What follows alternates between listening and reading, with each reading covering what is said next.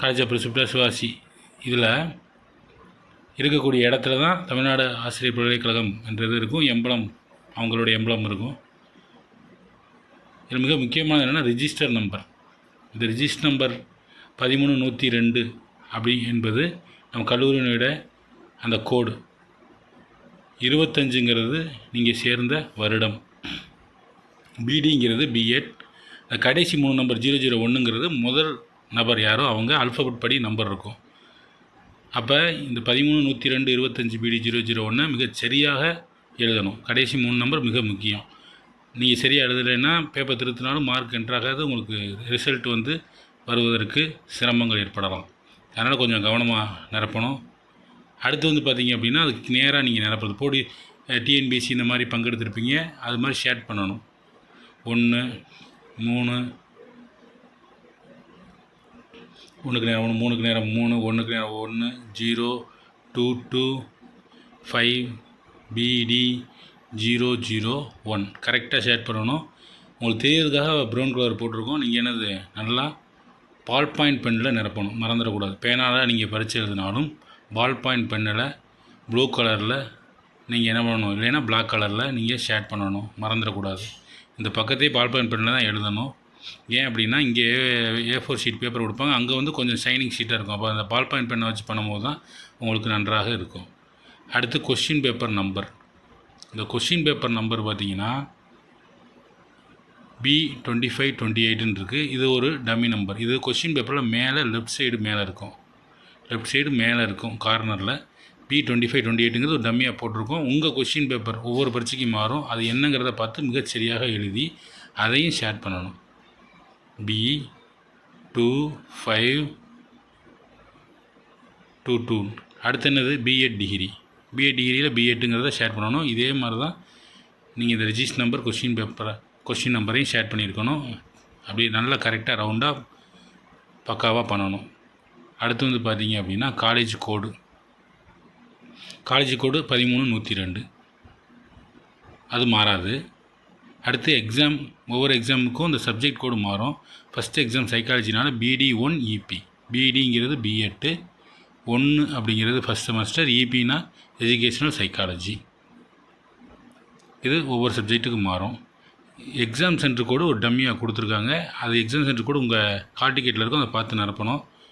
இந்த மாதிரி தேர்வுக்கு சொல்லுவாங்க ஒரு டம்மி நம்பர், அதை நிரப்பிக்கிற வேண்டியதான். 25-101. ஃபோர்நூனா ஆஃப்டர்நூனா அப்படிங்கிறது யூனிவர்சிட்டியில் டிக் அடிக்கிற மாதிரி இருக்கும், இல்லை இப்படி எழுதுகிற மாதிரி இருக்கும். நம்ம எழுதுகிற மாதிரி கொடுத்துருக்கோம். அப்போ என்ன பண்ணணும், கட்டத்துக்குள்ளே FN ஃபோர்நூன் போடணும். ஆஃப்டர்நூன் நடந்தால் ஆஃப்டர்நூன். சிக்னேச்சர் இன்விஜிலேட்டருக்குள்ளே ஒன்றும் செஞ்சிடக்கூடாது. அது அவங்க சிக்னேச்சராக வரக்கூடிய அந்த மேற்பார்வையால் சைன் போடுவார். அங்கே சைன் போட்டுறாதீங்க, மாற்றி கீற்றி சைன் போட்டுற வேண்டாம், கவனமாக இருக்கணும். கீழே signature of the student sign within the பாக்ஸ்னால் பாக்ஸுக்குள்ளே சைன் போடணும், வெளியே போட்டுறக்கூடாது. பாக்ஸுக்குள்ளேயே சைனு எப்பயும் போகிற மாதிரி சைன் போட்டுருங்க. அடுத்ததாக அப்படி கீழே வந்தோம் அப்படின்னா total number of pages written 40 இருக்குது.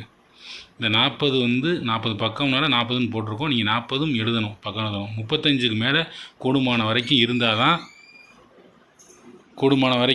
தான் அது வந்து என்னாகும் அப்படின்னா நல்ல மதிப்பெண்கள் வரும்.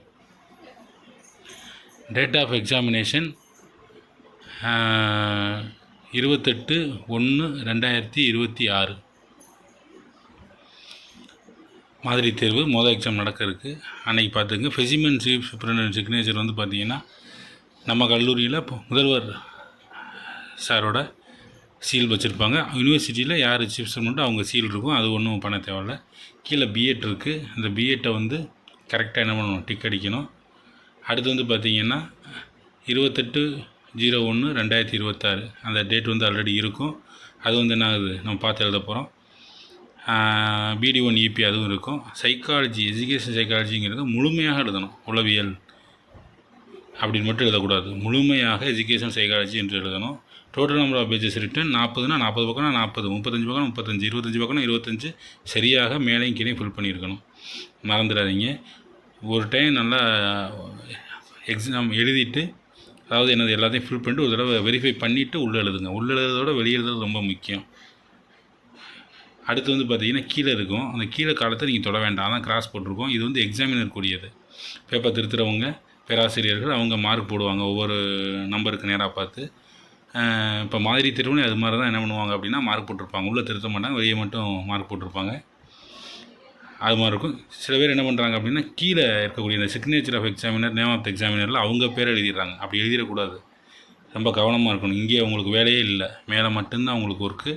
இது ஃபுல் அண்ட் ஃபுல் எக்ஸாமினர் தான், பேராசிரியர்கள் பயன்படுத்தக்கூடிய பகுதி தான். மதிப்பெண் அவங்க பேர், அவங்க சிக்னேச்சர், அதை அவங்க பார்த்துக்குருவாங்க. கொஞ்சம் கவனமாக எழுதுங்க, சிறந்த முறையில் தேர்வு எழுதுங்க. நன்றாக தயார் செய்து மாதிரி தேர்வை எழுதும் பொழுது பல்கலைக்கழக தேர்வு உங்களுக்கு எளிமையாக அமையும். வரக்கூடிய பல்கலைக்கழக தேர்வில் உற்சாகத்தோடு பங்கேற்று அனைவரும் நல்ல மதிப்பெண்களுடன் தேர்ச்சி பெறுவதற்கு கல்லூரி முதல்வர், பேராசிரியர்கள் அனைவரின் சார்பாக வாழ்த்துக்களை தெரிவித்துக் கொள்கிறோம். நன்றி.